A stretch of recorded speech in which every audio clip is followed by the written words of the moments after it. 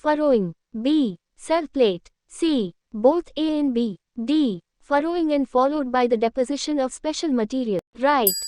Significance of mitosis lies in A. Producing cells genetically similar to parent cell. B. Occurrence in energy tissue of body. C. Right. Mitosis differs from meiosis in A. Forming 4 haploid cells. B. Pairing of homologous chromosomes in their subsequent separation. C. Doubling of each chromosome and each pair showing 4 chromatids. D. Duplication of chromosomes and subsequent separation of the duplicates. Wrong. The number of chromosomes present in pollen grains is 6. What shall be their number in leaf cells?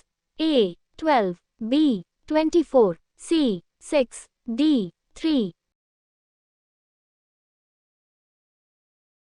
Right. Meiosis occurs in A. Liver. B. Kidney. Right. Meiosis is A. Distinctional division. B. Right.